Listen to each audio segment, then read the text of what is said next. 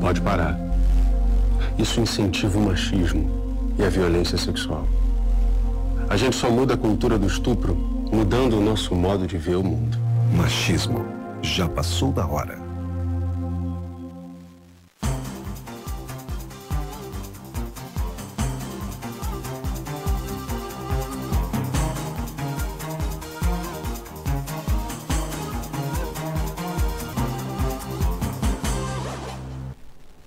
Olá, boa noite. Começa agora a segunda edição do ESB Notícias. Mais informação e conteúdo para você. Confira os destaques desta sexta-feira, dia 31 de maio de 2019. 27 mulheres já denunciaram na Delegacia da Mulher o médico Orcione Júnior por assédio sexual. Estudante de engenharia da UESB recebe prêmio Talento Florestal. No nosso circuito do forró, muita música boa ao som de Shot Cia.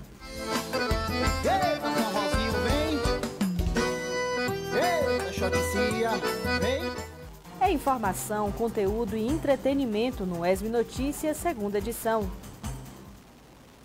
De acordo com órgãos da imprensa local, a empresa Rosa Turismo vai operar a partir de amanhã algumas linhas do lote 1. Nossa equipe entrou em contato com a SECOM, que em nota disse: a Rosa não irá operar o sistema. Quem prestará o serviço de todas as linhas do lote 1 será o município com ônibus alugados. Nossa equipe questionou qual será o valor empenhado e a prefeitura disse, abre aspas, o valor dos serviços depende das medições a serem realizadas e ainda não tem um preço definido, tão logo se concretize a relação. Deverão ser apresentadas as projeções de custo desta operação. Outro questionamento feito pela TV UESB foi quanto à gratuidade. Santa Marta, centro das Flores e Lagoa das UESB. A prefeitura informou que não será mantida a operação Catraca Livre. Por fim, a nota ainda diz que tão logo estiver acertado todos os detalhes, serão amplamente divulgados aos munícipes e aos veículos de imprensa. 27 mulheres já denunciaram na Delegacia da Mulher o médico Orcione Júnior por assédio sexual. Confira os desdobramentos deste caso aqui em Vitória da Conquista na reportagem de Joana Rocha e Davi Santana. Segue em processo de apuração as denúncias de mulheres contra o médico ginecologista Orcione Júnior. Até o momento, 27 ocorrências foram feitas na Delegacia Especializada de Atendimento à Mulher. Estamos na fase da investigação policial, que é a fase inquisitorial, onde são apuradas essas denúncias. Desde a primeira manifestação, que teria sido nas redes sociais, até a própria reunião que ocorreu por solicitação dessas vítimas na OAB, a gente tem acompanhado. Andressa Guzmão atua no caso juntamente com a colega Betânia Nolasco.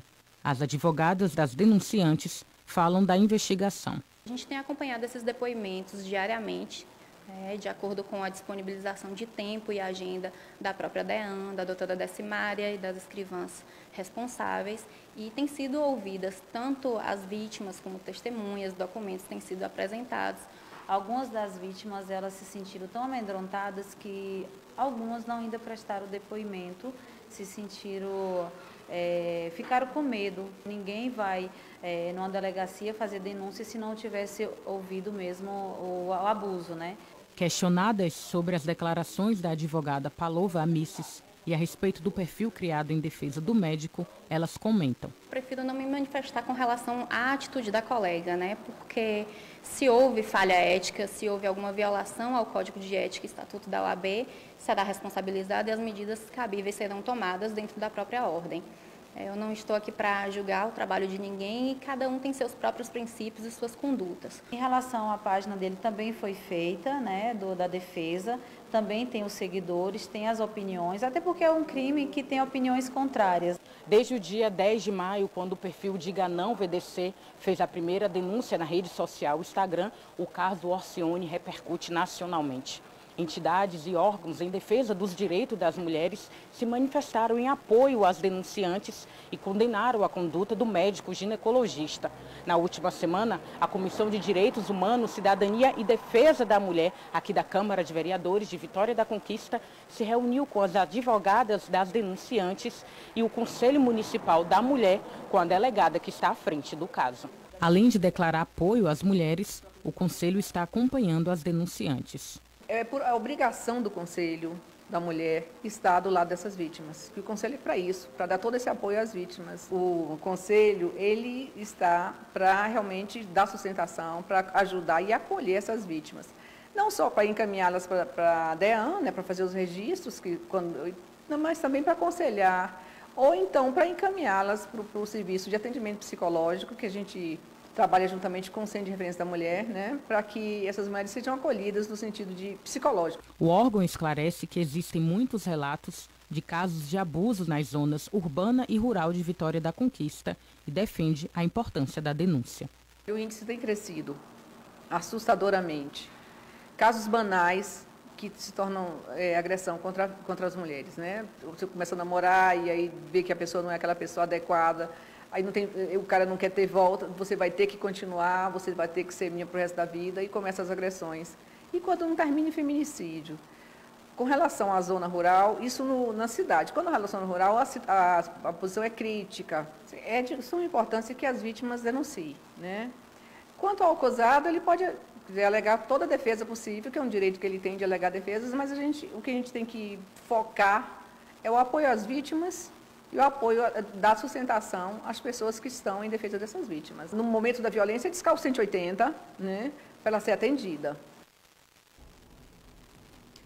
Estudante da UESB conquista prêmio Talento Florestal em um evento que reuniu os 100 melhores estudantes de engenharia florestal do Brasil. Confira na reportagem do estudante de jornalismo, Gabriel Pires. Carmela está no 10º semestre do curso de Engenharia Florestal da UESB. Recentemente, ela ganhou o prêmio Talento Florestal. A premiação é promovida pela coordenação do curso de Engenharia Florestal da Universidade Federal do Paraná. O evento ele foi composto de 3 dias. O primeiro dia era só apresentação, palestras incentivadoras das empresas patrocinadoras, e ao final do primeiro dia eles passaram um desafio chamado Desafio do Talento Florestal. Esse desafio eles construíram uma empresa fictícia que estava em expansão. Então a gente, como grupo, teria que atender a demanda da expansão, tanto no quesito de inovações tecnológicas quanto no quesito de baixo custo. Eles dividiram os 97 alunos presentes em 25 grupos. A gente teria que ser uma empresa que estaria prestando consultoria para essa outra empresa fictícia que eles determinaram lá no evento. Foram eleitos os melhores 3 trabalhos e, graças ao nosso trabalho, o trabalho em equipe, a gente conseguiu conquistar o primeiro lugar. O prêmio Talento Florestal reuniu os 25 melhores cursos de engenharia florestal do Brasil, de acordo com o ENAD 2017. O objetivo do evento era fazer uma integração entre os melhores universitários da área com as melhores empresas. Então a ideia do evento era integrar essas pessoas. Para quê? Para que essas pessoas elas estivessem em contato com a nata dos engenheiros florestais e os engenheiros florestais tivessem contato com as empresas, que é o futuro mercado de trabalho para alguns. O evento reuniu os 97 melhores estudantes de engenharia florestal do Brasil e, além de Carmela, a UESB enviou mais 4 alunos para a premiação. São eles Darlan Souza, Vaniele Bento, Inca Malta Plazas e Fabiano Rodrigues, o que demonstra a importância do ensino público, gratuito e de qualidade. O nosso florestal temos os melhores quadros de professores habilitados, de renome, em todo o norte e nordeste do país. É o que nos dá também uma maior garantia da nossa consciência que estamos formando alunos de boa qualidade, estamos colocando no mercado de trabalho profissionais de alta confiança e competência. A UESB aqui com o curso de engenharia florestal ele está entre os melhores 25 cursos, que ajuda a fortalecer o nome da nossa universidade, né? Todo mundo que estuda não é para si, é para trazer uma mudança na sociedade. Então, se não existir universidade pública, se existir sucateamento, quem é prejudicado é a sociedade como um todo, não de forma individual. Com certeza. E no nosso Olhar em Crônica de hoje, Mário Ribeiro fala sobre a fotografia pelas lentes de Sebastião Salgado. Boa noite, Aline. A gente pode dizer que hoje em dia a fotografia se tornou algo banal. Os celulares cada vez mais aprimoram suas tecnologias e as selfies tomam conta das redes sociais.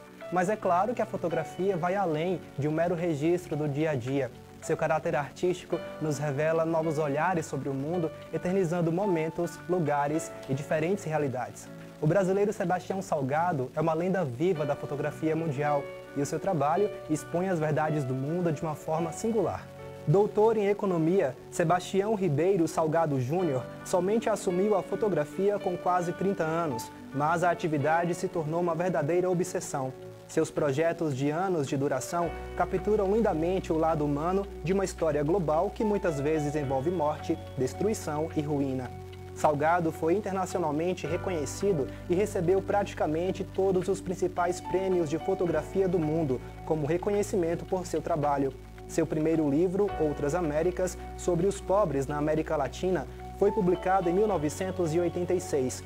Em 94, ele fundou a sua própria agência de notícias, As Imagens da Amazônia. Em suas fotografias, de composição clássica, destaca-se o uso da luz e de negros intensos. Com a força simbólica das imagens e a simplicidade dos rostos, o trabalho de Sebastião Salgado, além do caráter de denúncia, resgata a dignidade humana e presta homenagem aos personagens retratados. Ao lado de sua esposa, Lélia Vanik Salgado, autora do projeto gráfico da maioria dos seus livros, o fotógrafo vive atualmente em Paris. Em 6 de dezembro de 2017, Sebastião Salgado tomou posse da cadeira número 1 das 4 cadeiras de fotógrafos da Academia de Belas Artes da França, substituindo Lucien Clerc, que morreu em 2014. Ele é o primeiro brasileiro a integrar o rol de imortais da instituição. E para quem quiser conhecer um pouco mais da trajetória de Sebastião Salgado, vai aqui a dica de um filme. O documentário O Sal da Terra mostra de um jeito muito pessoal vida e obra do fotógrafo. É um filme dirigido por Juliano Salgado, filho de Sebastião Salgado, e vale muito a pena conferir. É com você, Aline. Obrigada, Mário. E olha só, chegou a hora de saber quais são os destaques do quadro cultural da UESB-FM deste fim de semana. Jaque Silva conta pra gente. Oi, Aline, boa noite para você que acompanha o UESB Notícias, segunda edição. Estou aqui para falar da UESB-FM e lembrar vocês que hoje a nossa programação está super bacana. Às 8 da noite tem Baianada com Mário Ribeiro trazendo aquela música regional para você. Às 10 a gente tem o Show das 10 com Patrick Moraes e hoje vai rolar o super show do Tribalistas. Amanhã, sabadão, você curte o Samba UESB, no domingo também você curte o Samba UESB, curte ainda forró aqui na UESB, a gente já está entrando no clima do São João e às 18 horas tem a reprise do playlist dessa semana. Então, tá imperdível, não tá? Vem passar o fim de semana com a gente na UESB-FM. É com você, Aline. Obrigada, Jaque. Agora é hora de falar sobre o tempo, predomínio de sol para este sábado em Vitória da Conquista. Os termômetros variam entre 14 e 27 graus. Vamos conferir a previsão para outras cidades da região.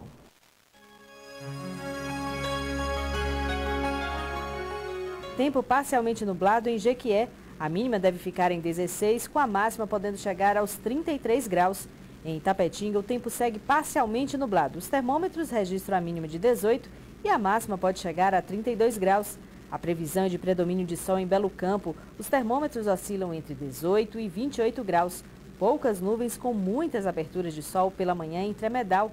Os termômetros variam entre 16 e 31 graus. E no próximo bloco você confere uma entrevista com o reitor da Universidade Federal do Rio de Janeiro, Roberto Lerrer. Ele que participa logo mais do encerramento do seminário do GEPRAX aqui na UESB. Confira a hora certa neste exato momento, 6 horas e 17 minutos. A gente vai para um breve intervalo e volta já.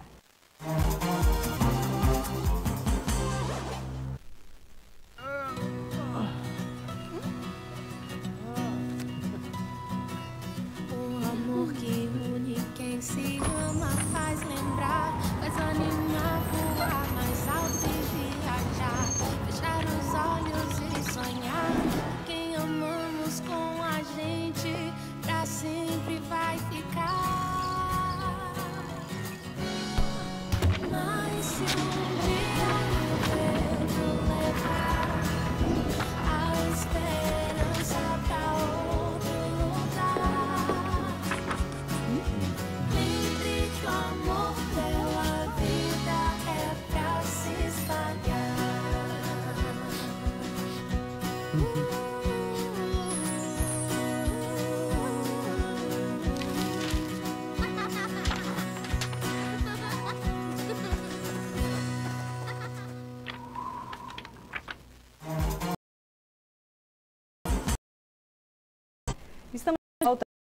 Notícias, segundo a edição, a GEPRAC da UESB discute políticas de educação inclusiva. Confira na reportagem de Joana Rocha e Davi Santana.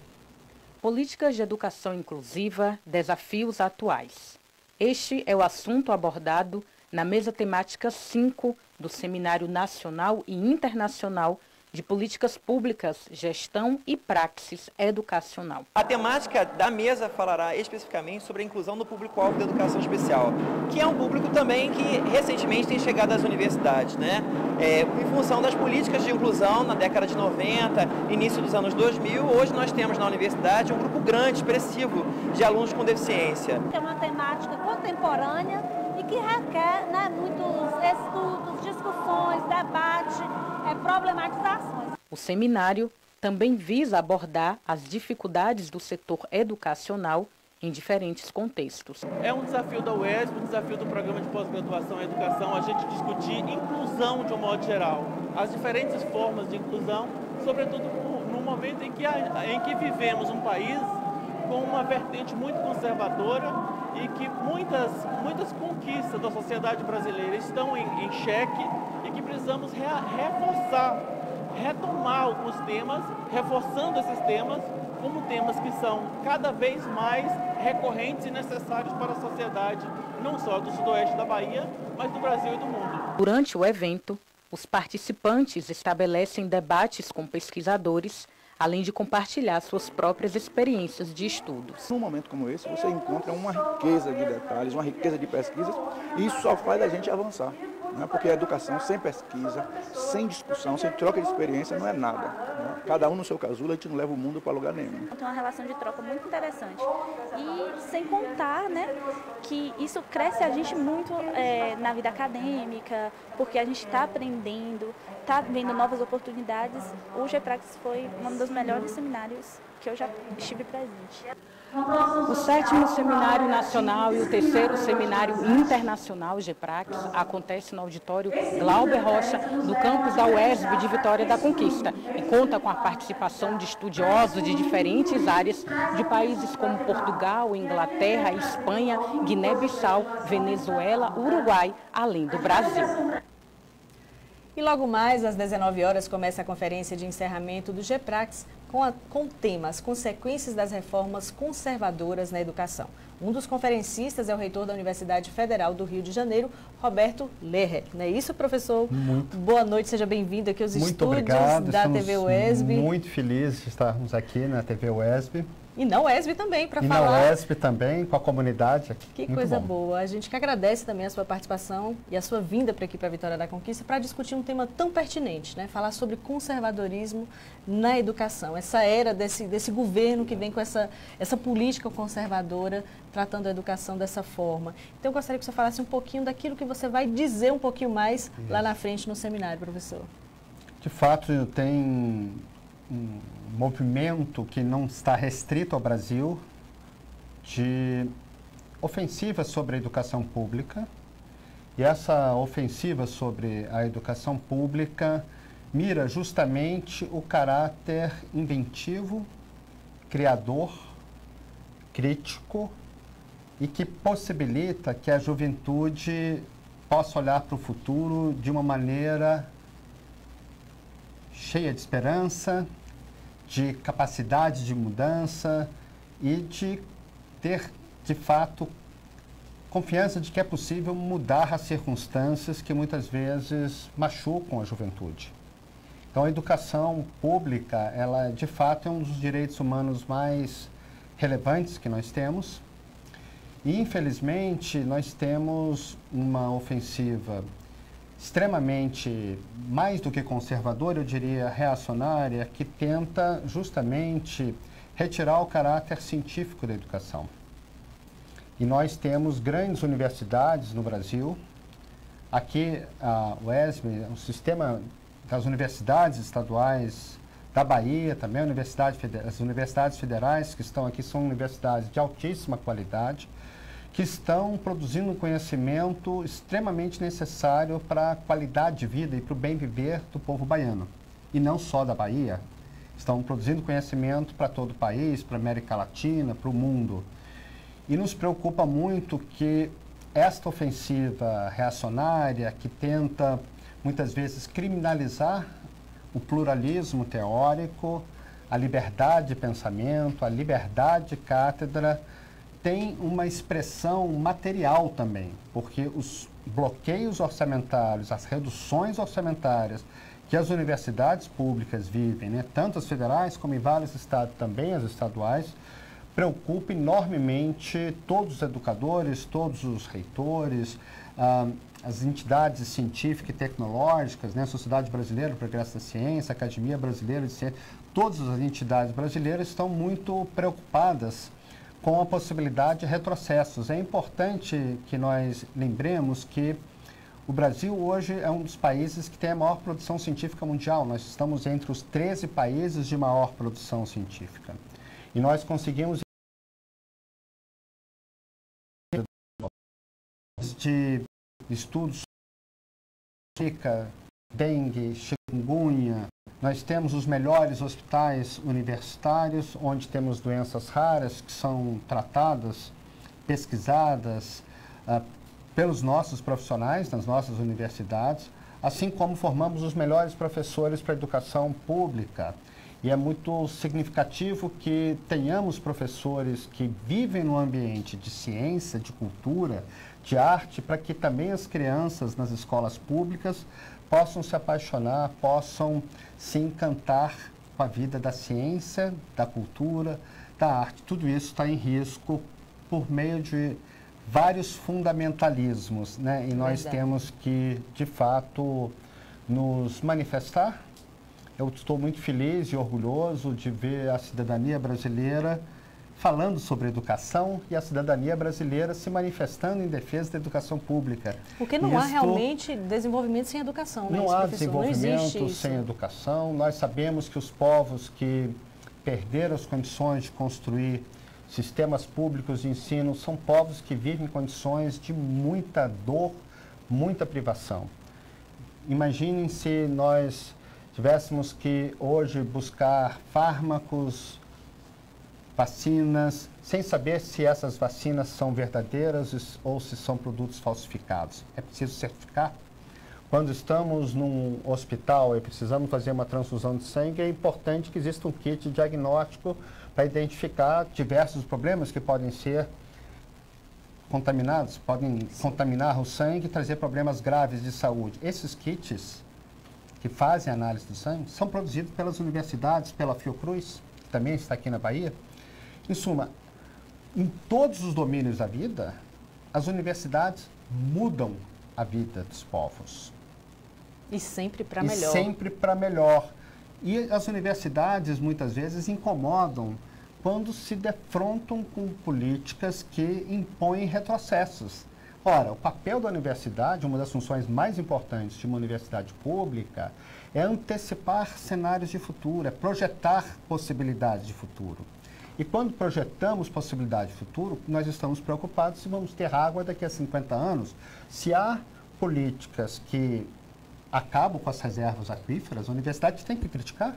Com certeza. Se existe um modelo de agricultura que produz alimentos que estão causando problemas graves de câncer e outros para a população, a universidade tem que investigar e tem que criticar. Se nós temos um modelo de cidade em que o transporte, a mobilidade da população é um desastre, é um sofrimento cotidiano para os trabalhadores, nós temos que criticar.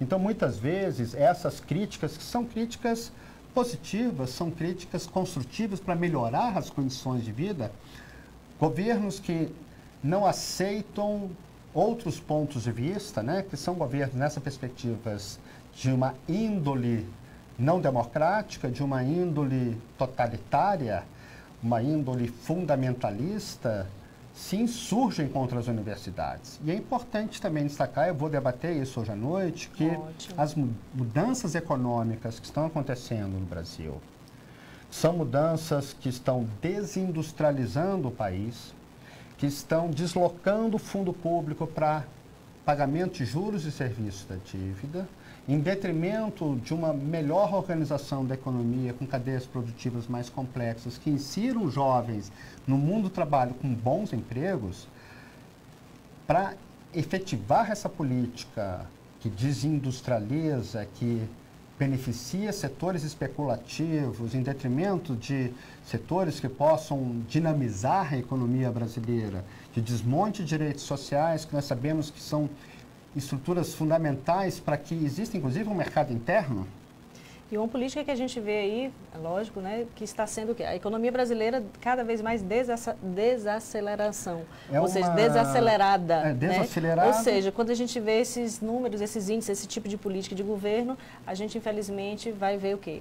Desemprego em alta, né? Já são mais de 13 milhões hoje de desempregados no país. Exatamente. E esse ataque agora às universidades. Mas a UESB sai na contramão, né, desse movimento e lança o GEPRAX. O GEPRAX está aqui para discutir também essa questão educacional, políticas públicas de inclusão e para falar realmente assim do quanto que a pesquisa em um seminário como esse é importante, não só para a nossa região, mas para todos que convergem. Sem dúvida, esse evento, contato com a academia. Eu fiquei muito motivado para ver, apesar de ser um período muito intenso de trabalho, eu fiz muita questão de vir porque o GEPRAX justamente traz uma agenda de reflexões que ajuda muito a universidade.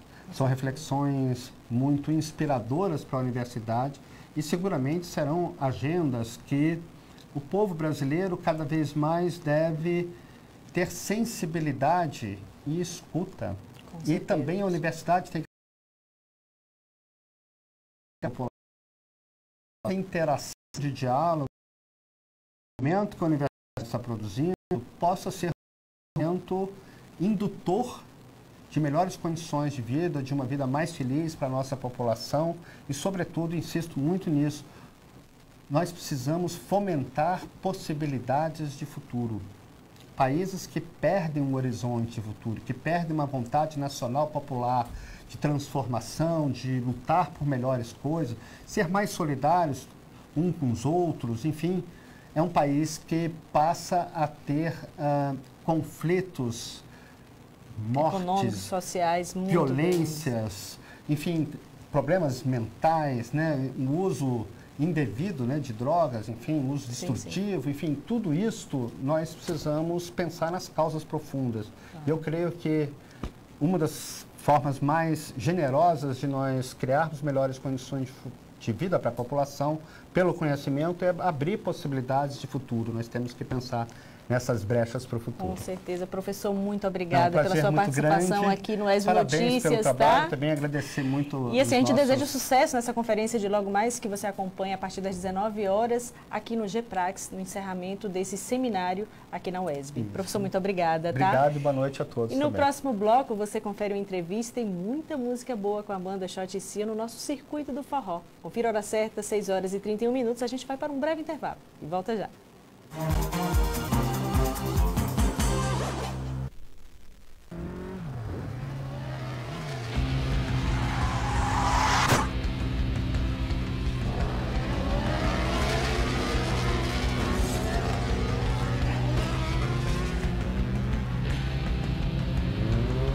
Alguns minutos de emoção podem causar dor por uma eternidade. Pilotar com prudência é sempre um sinal de inteligência.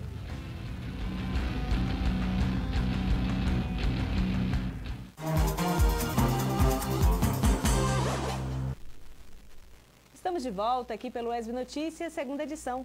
A banda Shot Cia surgiu de uma brincadeira de colegas que gostavam de fazer um som. Ela foi criada em 2006, mas parou com shows em 2009. Em 2018, eles voltaram aos palcos com a nova formação. E eles estão aqui conosco no ESB Notícias. Boa noite, Shot Cia. Deixa eu apresentar aqui para vocês. Diego, vocalista, não é isso, Diego? Bruno no triângulo, Silvio na sanfona e Lucas na zabumba. É isso mesmo? Pois é, boa noite para vocês, sejam bem-vindos aqui aos estúdios da TV UESB. Eu começo perguntando então como é que está essa história dessa banda que em 2018 voltou com todo o gás aí, fazendo festa, música pelo sudoeste baiano. Como é que está essa história?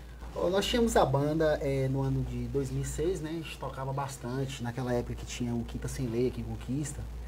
E em 2009, por questão de tempo, né? A gente acabou parando, dando uma parada, né? Quando foi em 2018... a banda Forró deu uma levantada, veio em alta de novo e aí voltamos, né? Graças a Deus estamos sempre tocando. Que coisa boa. E eu tô vendo assim, muitos jovens, né? Juventude aqui não falta, né? Todos muito jovens, enfim. E a gente sabe que essa pegada do São João, esse forró universitário tem contaminado todo o Brasil, principalmente nessa época do ano, né, de junho. E eu queria falar um pouquinho assim com vocês sobre essas raízes, né, a influência de vocês para o São João, para o forró. Quem, assim, que não poderia deixar de existir nessa história de vocês? Muitos falam de Luiz Gonzaga, de Dominguinhos, e eu queria ouvir também a experiência de vocês em relação a isso. Isso, com toda certeza, o Luiz Gonzaga, ele é o rei, né, o ícone, né?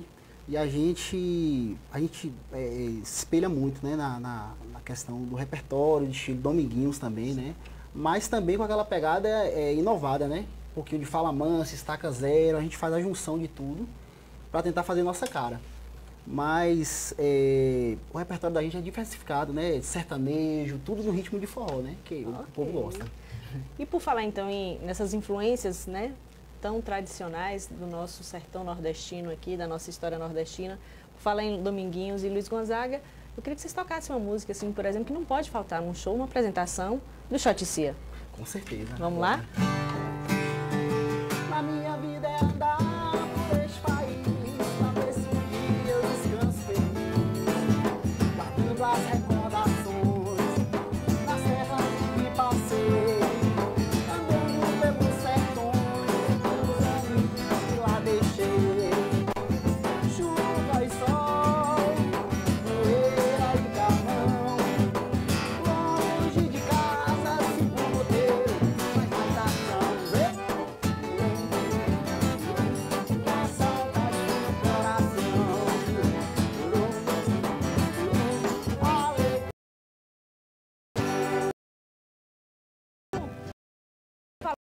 São João em cima, junho já está batendo na porta, a gente já próximo da nossa festa mais significativa do nosso Nordeste, que é o São João, a melhor festa do ano, com certeza, para muita gente. E eu queria saber então como é que está a agenda de shows, a programação de vocês, onde vocês irão tocar, como é que está aí essa programação para o Sudoeste Baiano?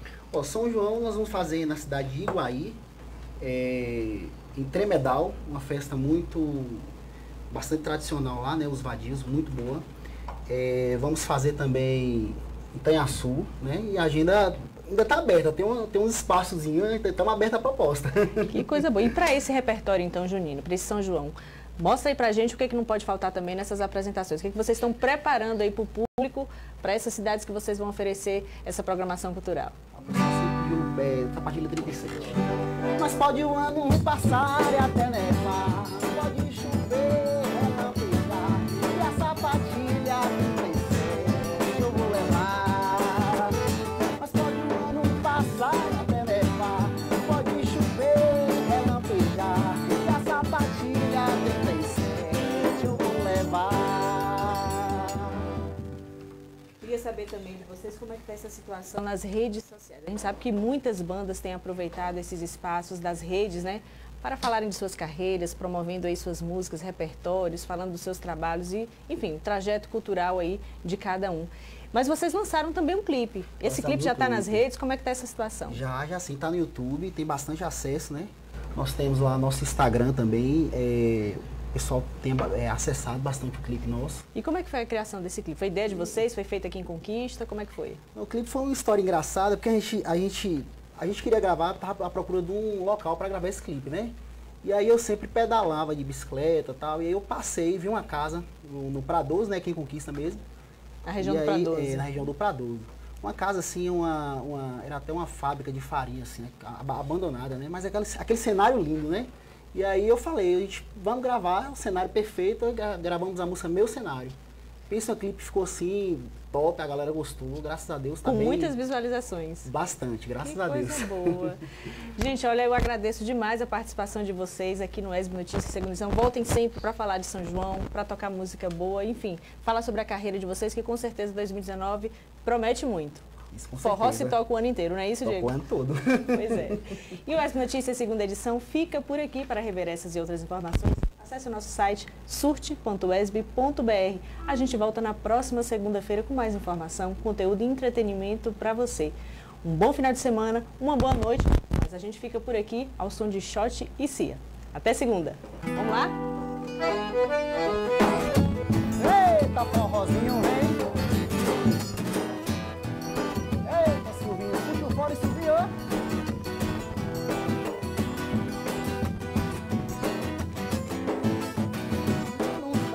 uma morena, eu quase morro um belo dia. Ainda me lembro meu cenário de amor. Um lampião aceso, um guarda-roupa escancarado, um amassado no barulho do batom. Fogos de cerveja, uma viola na parede. E uma rede convidando a balançar. Um cantinho da cama, um rádio a meio volume. Um cheiro de amor e um perfume no ar. Uma esteira, com meu sapato, usando sapato dela. Em cima da cadeira, aquela.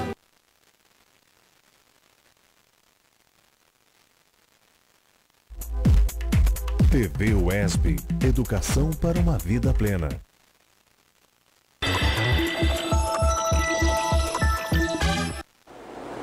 TVE Notícias de volta. Um incêndio atingiu uma fábrica de reciclagem de pneus na região metropolitana de Salvador durante a madrugada. Confira no Giro de hoje. O fato aconteceu em São Sebastião do Passé, a aproximadamente 70 quilômetros da capital. Com a queima do material emborrachado, a fumaça se espalhou rapidamente. Existem outras fábricas próximas ao local do incêndio. O Corpo de Bombeiros foi acionado.